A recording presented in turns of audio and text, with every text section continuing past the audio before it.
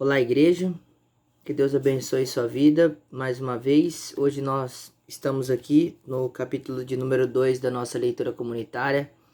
Estamos no livro de Gálatas e que você possa então ler esse capítulo de número 2, acompanhado da nossa orientação e ser abençoado por Deus, conforme o Senhor ilumine a sua vida pelo Espírito. Nesse capítulo 2, como nós havíamos falado no vídeo anterior, Paulo vai continuar fazendo uma defesa do seu apostolado, mas principalmente o principal motivo de Paulo defender o seu apostolado, nós precisamos nos lembrar que não era simplesmente uma disputa de poder, que não era também mais uma concorrência por autoridade, porque ele já tenciona mostrar no capítulo anterior, quando ele conta a sua experiência, e ele nos fala que ele, como um perseguidor da igreja, como um homem que fazia mal para a igreja, foi escolhido por Deus desde o ventre da sua mãe. Foi escolhido por Deus para essa vocação, para esse ministério. E nos mostrou que Deus o transformou de maneira maravilhosa e miraculosa. Porque no verso 22, 23 e 24 do capítulo anterior, ele mostra que as pessoas que ouviam dizer que ele era o perseguidor, mas agora ele fazia com que Cristo fosse conhecido, as pessoas então glorificavam a Deus por causa da vida dele, porque viam de fato a mão de Deus e a transformação. Então a intenção dele de mostrar que ele de fato era um apóstolo era para autenticar a mensagem do evangelho, ou seja, ele queria mostrar que era apóstolo, mas não porque ele queria autoridade, mas porque ele queria evidenciar de que a mensagem que ele estava pregando, ela era verdadeira e ela vinha de Deus. Então no capítulo 2 ele continua a realizar essa tarefa, que é a argumentação autobiográfica dele, ainda contando alguns eventos sobre a sua vida para mostrar que de fato o evangelho que ele pregava era um evangelho verdadeiro. E como que ele faz isso no capítulo 2? Primeiro, ele mostra a visita que ele faz a Jerusalém, mostrando que uma das coisas que esses judaizantes pediam, que era a circuncisão de pessoas gentias, não foi exigida pelos principais apóstolos. No caso aqui era Tito, que estava com Paulo. Não foi exigida pelos principais apóstolos, porque juntamente com essa visita, Paulo foi até eles como uma estratégia de continuar caminhando e pregando o evangelho, e para que a sua missão, o seu trabalho juntamente ali com Barnabé não fosse em vão. Ele fala isso no verso 2 e ele fala isso no verso 9, para mostrar que ele foi lá para Jerusalém, para que os principais líderes, Tiago, Pedro e João, reconhecessem que o seu ministério era de fato um ministério verdadeiro, tal como o deles, que Cristo, na sua autonomia, na sua liberdade de escolher homens, escolheu Paulo, tal como escolheu esses. Então, nós vemos aqui no capítulo 2 que ele mostra essa primeira questão, que ele vai a Jerusalém, e ele mostra que muitos desses judaizantes que nós falamos no capítulo anterior, esses que estavam exigindo Cristo e mais alguma coisa para a salvação, estavam ali presentes, estavam querendo tirar as liberdades que eles tinham em Cristo para escravizar eles com várias regras e outras coisas. Então no verso 5 ele mostra uma coisa interessante, ele fala assim: mas nem por um momento cedemos ou nos submetemos a eles, para que a verdade do evangelho permanecesse convosco. Aí está uma briga que vale a pena nós brigarmos sempre. É brigar pela verdade do evangelho.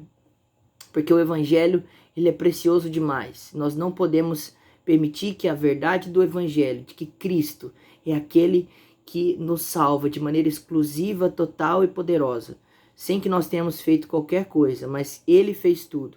Isso não pode ser negociado por nós em nenhuma hipótese. Não podemos aceitar outros tipos de regras para falar que essas coisas vão tratar da nossa salvação.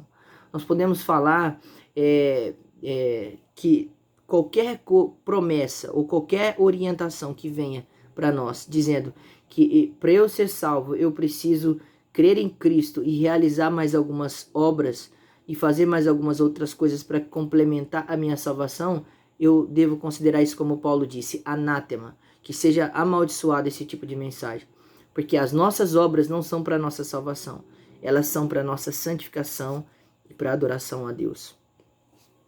O segundo argumento de Paulo, para mostrar para nós que de fato sua mensagem era verdadeira, é mostrar para nós nesse capítulo de número 2, que quando foi preciso, ele confrontou até mesmo Pedro, que era um dos principais líderes, ou melhor, o principal líder ali da igreja primitiva na cidade de Jerusalém.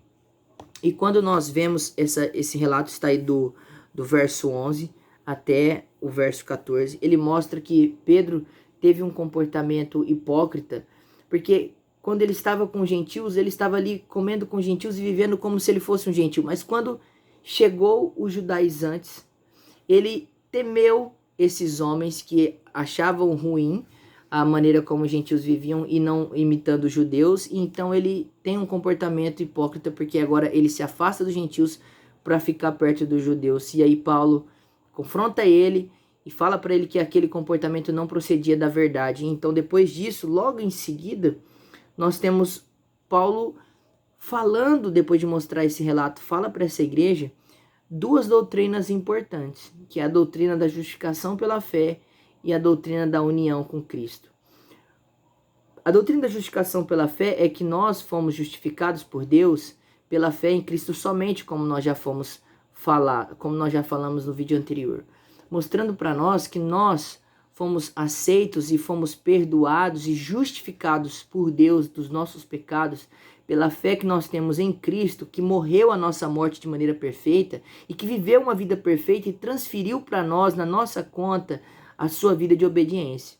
Aí então muitos poderiam dizer assim, uma acusação que é muito comum para aqueles que não creem na justificação pela fé. Bom, mas então se eu não preciso fazer nada para ser salvo, eu posso viver no pecado. E Paulo, deduzindo o pensamento desses judaizantes, ele fala para aqui, nesse capítulo de número 2. Mas, se procurando ser justificados em Cristo, nós mesmos também fomos encontrados pecadores, seria por acaso Cristo ministro do pecado? De modo nenhum. Por acaso Jesus, então, ele é conivente com o pecado, uma vez que nós somos justificados pela fé e não pelas obras? A resposta é de modo nenhum. E por que não? Porque aquele que foi justificado pela fé em Cristo, ele não vive a vida conforme a vontade da sua carne, porque agora ele está unido com Jesus. Cristo vive nele, Cristo habita em nós, e ele nos guia, ele mudou a nossa natureza. Então é impossível dizer que eu sou justificado pela fé e eu vou continuar vivendo no pecado. Paulo vai dizer isso nos versos seguintes, que agora quem vive não sou mais eu, mas é Cristo quem vive em mim. E essa vida que vivo agora no corpo, vivo pela fé no Filho de Deus que me amou e se entregou por mim. Que você possa meditar nisso e saber que se você crê em Jesus, foi justificado pela fé, você também está unido com Cristo e não pode viver pecando. Que Deus abençoe sua vida.